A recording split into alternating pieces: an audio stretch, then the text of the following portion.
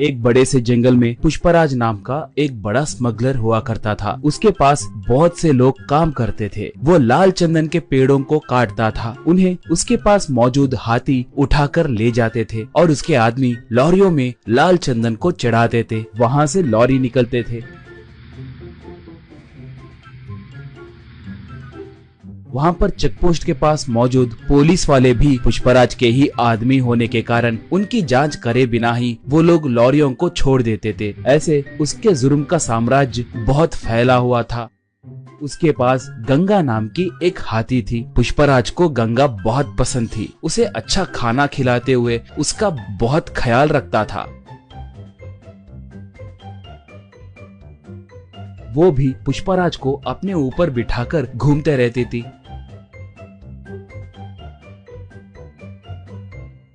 पुष्पराज आसपास के गांव में भी बहुत दान करता था।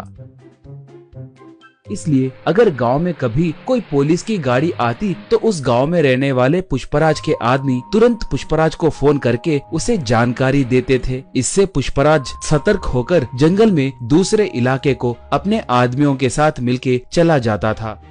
पुलिस वाले आकर वहां पर देखे तो उन्हें कोई नहीं दिखते थे। इससे वो लोग सर पकड़ लेते थे। एक बार उस इलाके को एक नया एसपी आया। उसका नाम शेखावत था। वो बहुत बड़ा रिश्वतखोर और भ्रष्ट ऑफिसर था। वो बहुत बड़ा क्रूर और मूर्ख आदमी था। वो जैसे तैसे पुष्पराज को पकड़ने के लिए देख रहा था। एक बार गलती से गंगा एक घाटी में गिर गई, मगर वो पूरी तरह से घाटी में गिरे बिना नीचे एक बड़े से पत्थर के बीच में फंस गई थी। वो हाथी उसे बचाने के लिए चिंगाड़ने लगी।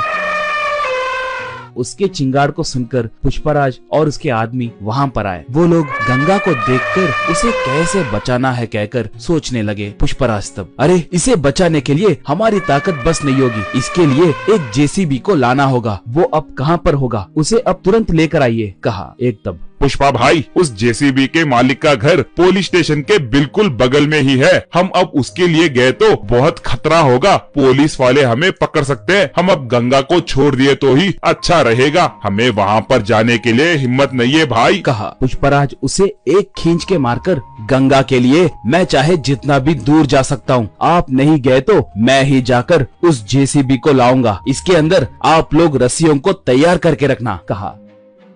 ऐसे वो बाइक को लेकर गांव में आया। उस जेसीबी वाले से पूछकर जेसीबी को लेकर निकला।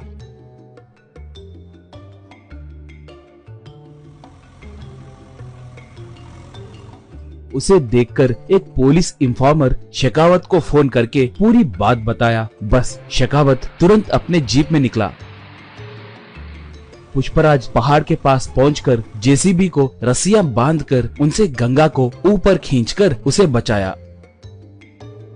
गंगा ऊपर आकर खुशी से चिंगाड़ने लगी। पुष्पराज को अपने सूंड से आशीर्वाद दी। इतने में शेखावत वहां पर आकर बंदूक से पुष्पराज पे निशाना साधा।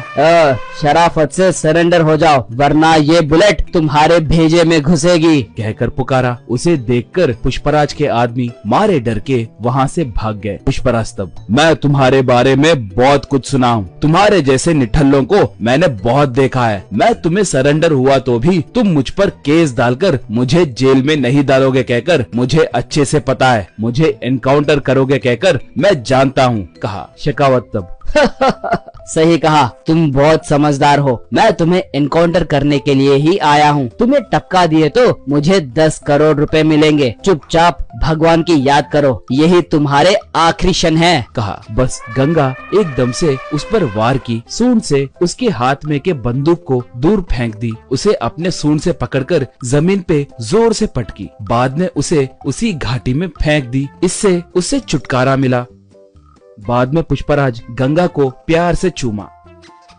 उसके ऊपर बैठकर जंगल की ओर निकला पुष्पराज। दोस्तों, आपको ये कहानी पसंद आई तो दया करके हमारे चैनल को सब्सक्राइब कीजिए। उसके साथ साथ वीडियो को लाइक मार के आपके दोस्तों को शेयर भी कीजिए। पुष्पा 2 के लिए कौन कौन इंतजार कर रहा है हमें कमेंट में बताइए। धन्यवाद।